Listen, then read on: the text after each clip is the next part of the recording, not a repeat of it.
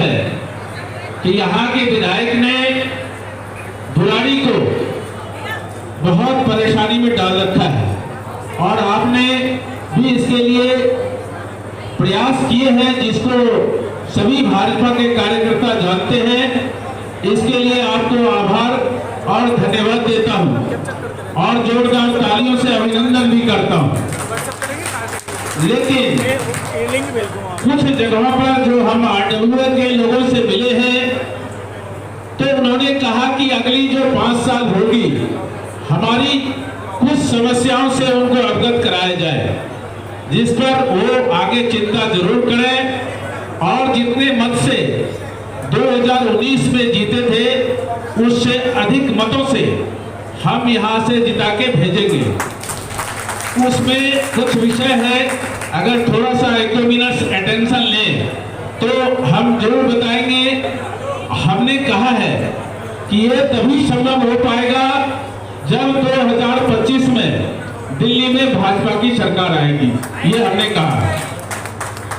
तो उन्होंने विषय को एक सबसे बड़ा बोले हैं, ट्रैफिक जाम की समस्या, जो बुराड़ी में कह रहे हैं कि वो एक फ्लाईओवर हो, उसके आगे से ऊपर से मेट्रो निकले, ताकि शालीमार पैलेस तक फ्लाईओवर हो जाए, तो एक तरफ से लोग इधर से निकल जाएंगे फ्लाईओवर से, और मेट्रो की हाइट ऊंची हो कि बीच में एक फ्लाईओवर बन जाए।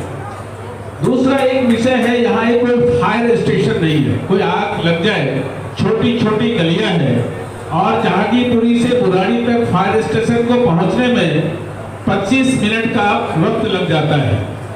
इसके अलावे जो जहां पर मीटिंग हो रही है आपकी, इसके पीछे में 3 कॉलोनी है, बाबा कॉलोनी 2 कॉलोनी है, वशिष्ठ कॉलोनी है, पीछे थोड़ा सा चंद्रनगर का हिस्सा है, जो उसमें एक 1200 गज की जमीन है। यहाँ बाबा कॉलोनी के पीछे में जो ग्राम सभा की जमीन थी, जिसके किसी ने घेर लिया उस जमीन को और उसमें रास्ता नहीं है।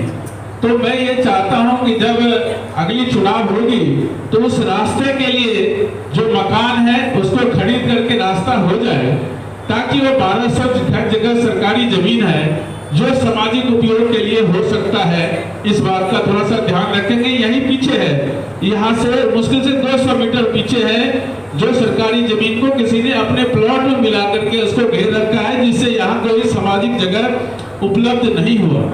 जो छोटी मोटी आप सभी जानते हैं कि दिल्ली सरकार ने बुजुर्गों का पेंशन बंद कर रखा है, राशन कार्ड में नाम जोड़ा नहीं जा रहा है, नाम का सुधार नहीं हो रहा है। दिल्ली सरकार का जो अस्पताल है जो बुराड़ी में बनी है, उसमें डॉक्टर नहीं है, सभी मरीजों को इलाज करने की जो भी बेसिक ट्रीटमेंट है उसके अलावा कोई सुविधा नहीं है। उस हॉस्पिटल में महिलाओं के साथ गलत व्यवहार हुए।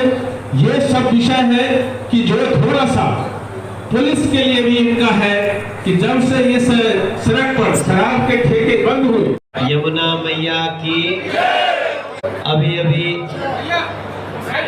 हमारे बड़े भाई गोपाल झा जी ने बहुत ही महत्वपूर्ण बातें की और मैं उनकी बातों को बहुत ध्यान से सुन रहा था और मैं आपको इस बात का विश्वास दिलाना चाहता हूं कि जितनी बातें आज गोपाल झा जी ने भविष्य की योजनाओं में डालने के लिए किया है, उस पर मैं इस चुनाव में आप सबसे बड़ी विनम्रता के साथ कहना चाहता हूं कि अगली योजना में उनको पक्का शामिल करके उसको पूरा कराने का है। देखिए, ये तो सत्य बात है कि ये चुनाव देश के प्रधानमंत्री का है, ये मुख्यमंत्री का चुनाव नहीं है, ये महापौर का भी चुनाव नहीं है, पार्षद का चुनाव नहीं है। पार्षद चुनने से महापौर बनते हैं, विधायक चुनने से मुख्यमंत्री बनते हैं और सांसद चुनने से आपके देश का प्रधानमंत्री बनते हैं। और हमारा एक सपना था, जब मैं बुराड़ी आता था, जब मैं 2014 में आया था, तो मुझे 100 फुटे रोड पे आज तो खैर बीच में फिर से 100 फुट्टा ऐसा खोद के छोड़ दिया गया है कि अगर 5 मिनट उस रोड पे रास्ता जो होता था वो आजकल 50 मिनट का हो गया। लेकिन जब हम एक समय था जब ये पुस्ता रोड पे आते थे, 100 फुट्टे पे आते थे, तो मुझे लगता था ये क्या है। और आपको शायद मालूम होगा, नहीं होगा तो मालूम रहे कि 2015 में हमने दिल्ली के चीफ सेक्रेटरी होते थे डीएम सपोलिया, उनको ले करके मैं इसी 100 फुट्टा रोड पे आया। बहुत झगड़ा हुआ था उनसे, लेकिन झगड़ा तो मैं कर लिया था, लेकिन मैं आज उनको बहुत हृदय से उनको याद करता हूँ। अब वो इस संसार में नहीं रहे। मेरी डीएम सपोलिया से इस बात का झगड़ा हुआ, झगड़ा मतलब मैं नाराज हो गया। सेक्रेटेरिएट में गया था और उस समय मैं 15 की बात नहीं कर रहा हूँ, 14 की बात कर रहा हूँ, क्योंकि तब राष्ट्रपति शासन था। और उस राष्ट्रपति शासन में मैंने डीएम सपोलिया जी को कहा गाड़ी में बैठो, आपको मैं ले चल के दिखाना चाहता हूँ। वो बड़े शरीफ आदमी थे। मैं गुस्सा तो हो गया था, मैं गुस्सा उतना होता नहीं। डीएम सपोलिया बोले आप क्या चाहते हो तिवारी जी? मैंने कहा आप गाड़ी में बैठिए और चल के हमारे एक जगह है लोकसभा में, देख लीजिए। और आपको याद होगा जो हम लोग थाने से आगे आते हैं कि नाला बहुत सकरा होता था उस समय। डीएम सपोलिया हमको पानी वानी पिलाए और 4 घंटा में बोले कि हम चलेंगे। हम भी बैठे रहे। और डीएम सपोलिया उस रोड को देखने के बाद जो उनको अंदर से महसूस हुआ था, आज उसकी देन है कि हम 100 फुट्टा को 100 फुट्टा के रूप में देखने में सफल हैं। उसके बाद आम आदमी पार्टी की सरकार बन गई। प्रवेश भैया बस 2 मिनट में बहुत 2 ही बात कहनी है। असल में भैया के जी में 4 और प्रोग्राम है। आज युवा मोर्चा का प्रोग्राम में करीब 5000 बच्चे बाबरपुर में वेट कर रहे हैं, लेकिन ये बताना जरूरी है। फिर मेरा पुस्ता पे ध्यान गया। पुस्ता रोड को जब मैं एक बार बन रहा था, विजिट कर रहा था, तो आम आदमी पार्टी के लोग मेरे लिए काला झंडा दिखा रहे हैं। आप लोगों में से कोई होगा उसमें यात्रा में रहा होगा। हाँ, ये भी थे। कोई बात नहीं है भाई, थे तो थे। वो आप नहीं थे, वो आपकी अलग आत्मा थी। क्या है कि सरकार किसी की हो, मेन रोड को बनाने के लिए सांसद भी अपना जोर लगाता है और हम उसमें सफल हुए। आज हम आपसे एक वादा कर रहे हैं, हम आज आपसे वोट मांग रहे हैं। अगली बार जब हम सांसद के लिए वोट मांगेंगे, तब तक मैं 100 फुट्टा से पुस्ता होते हुए मेट्रो दौड़ा चुका रहूंगा।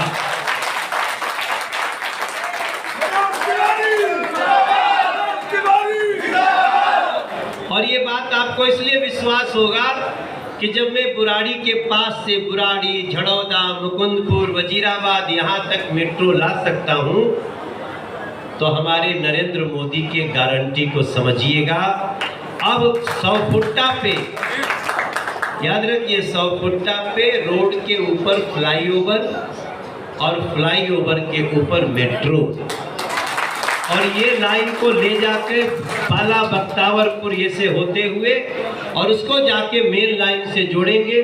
शायद गोपाल जी भी यही बात हमसे मांगी। हमने इसकी पूरी बातचीत कर ली है और ये काम करके आप लोगों से अगली बार सांसद के लिए वोट मांगेंगे। पता नहीं अपने लिए मांगेंगे, किसी और के लिए,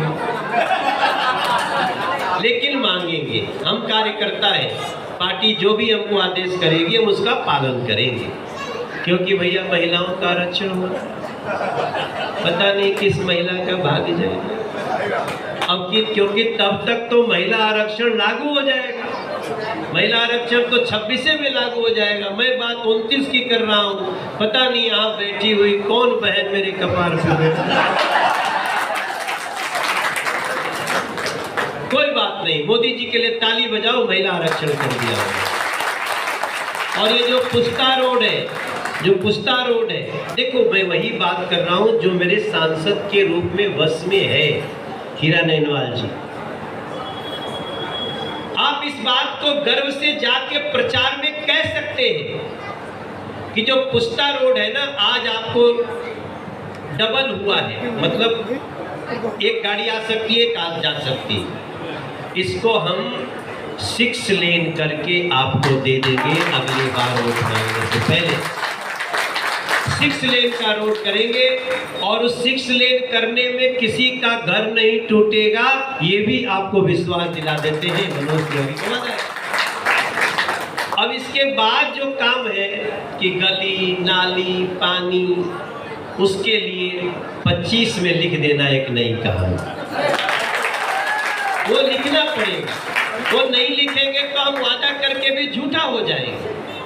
इसलिए गोपाल भैया, इसके अलावे जो समस्याएं हैं, साफ पानी देना जिसको था वो शराब पिला देना। और मैं बुराड़ी के लिए बताऊं, बुराड़ी के लिए दिल्ली के मुख्यमंत्री को स्पेशल पैकेज देना पड़ेगा और वो होगा भारतीय जनता पार्टी के मुख्यमंत्री से।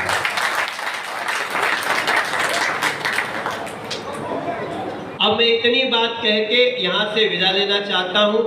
मोटरसाइकिल से आया हूँ, गाड़ी झड़ौदा पे छोड़ा हूँ। विजय मास्टर जी हमको बुलेट से लाए हैं, वही छोड़ेंगे। मैथमेटिक्स के बहुत बड़े ये खिलाड़ी हैं, टीचर हैं खिलाड़ी। तो मेरे भाई बहन, मैं आप सबसे प्रार्थना करना चाहता हूँ, मेरे खिलाफ कौन चुनाव लड़ रहा है मैं उसकी चर्चा नहीं करना चाहता, आप चर्चा करना। लेकिन याद रखिएगा, हम लोग देशभक्त हैं, हम लोग सनातनी हैं, और जो लोग आए हैं वो कौन है वो आप अच्छी तरह जानते हैं। आप सभी को जय श्री राम।